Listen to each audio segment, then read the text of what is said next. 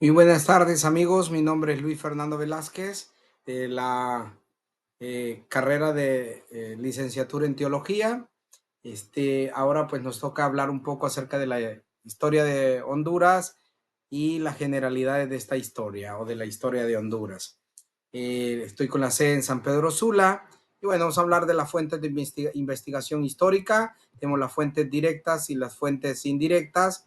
Estas fuentes directas comprenden aquellos elementos originales elaborados con ese propósito y el propósito de proporcionarnos información acerca de los hechos relevantes vividos por un grupo humano. Eso se clasifican, podemos tomar en cuenta que se clasifican en varios elementos, entre ellos las crónicas, y cuando hablamos de crónica hablamos de los relatos escritos que describen eventos históricos muy a menudo desde la perspectiva de algún testigo de esos tiempos. Y eso puede incluir detalles sobre la vida cotidiana, la costumbre, los sucesos políticos. Tenemos los documentos, que fueron textos escritos que pueden incluir contratos, leyes, actas, cartas, algunos otros registros oficiales. Estos son sumamente fundamentales para poder entender la organización social, la organización política, la económica, incluso la cultural y religiosa de determinada época. Tenemos los códigos, un conjunto de leyes y normas escritas que reflejan la regulación y los principios de una sociedad.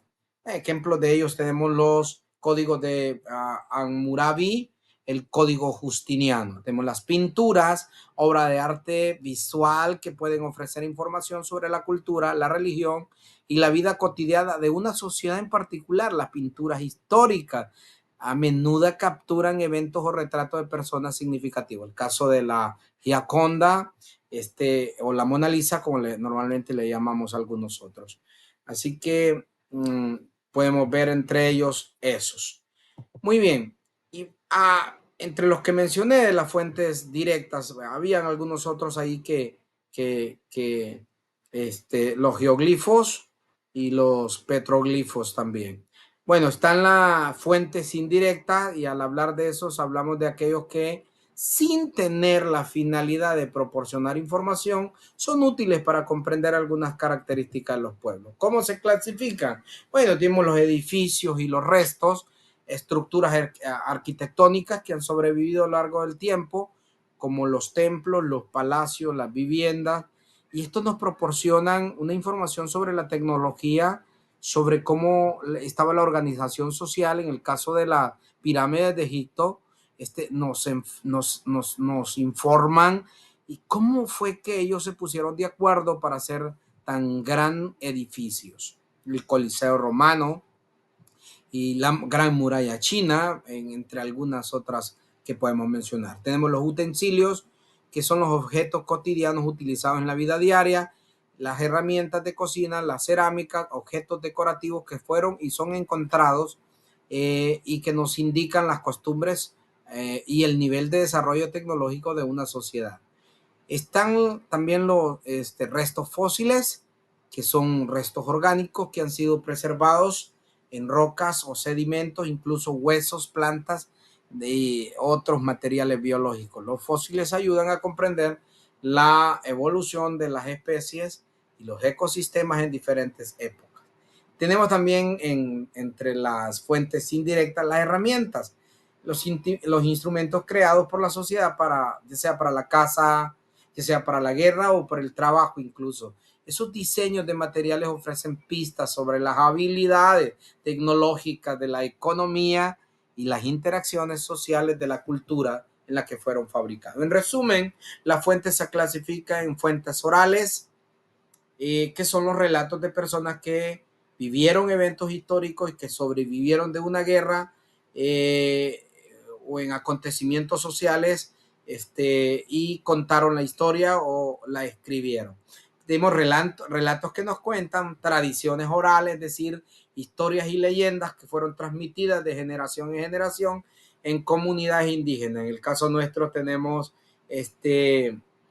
historias como la sucia, leyendas, digamos, como la sucia, la ciguanaba, que son situaciones que nos contaron y se ha ido de leyendas o fábulas de generación en generación.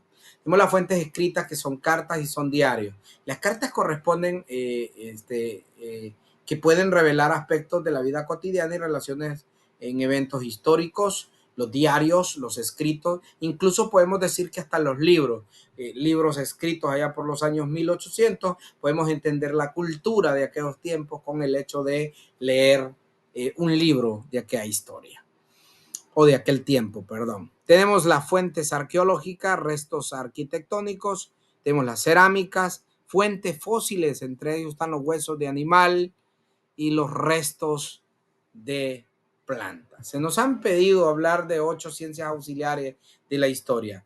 Estas son más ciencias auxiliares de la historia.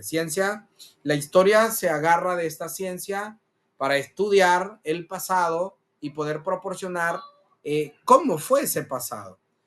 Entre las ciencias auxiliares de la historia, bueno, hablamos que en la actualidad, con los adelantos científicos y tecnológicos, la historia se auxilia de muchas ciencias para lograr el estudio del pasado humano. Las ciencias son, por ejemplo, la geografía. Este examina la relación entre el entorno físico, los eventos históricos. Eso nos permite conocer las características de los lugares donde se han asentado las diferentes sociedades. Ejemplo de esto es que algunos estudiosos ya ubican donde fue, por ejemplo, la destrucción de Sodoma y Gomorra con el hecho de poder estudiar los suelos. Ya toman geográficamente donde pudo ver que quedado o donde posiblemente están. La arqueología, bueno, estudia las sociedades pasadas a través de sus restos materiales. La epigrafía, ciencia que interpreta las inscripciones y los textos antiguos. Tenemos la antropología, entre varios o entre algunas otras, la paleografía, la sociología, la cronología y la paleontología, que es la ciencia que estudia los seres de las épocas pasadas cuyos restos se encuentran fosilizados. Esto fue todo lo que les puedo transmitir acerca de este material, el cual se nos fue pedido en la clase de Historia de Honduras. Por mi parte, esto es todo. Que Dios lo bendiga. Muchísimas gracias.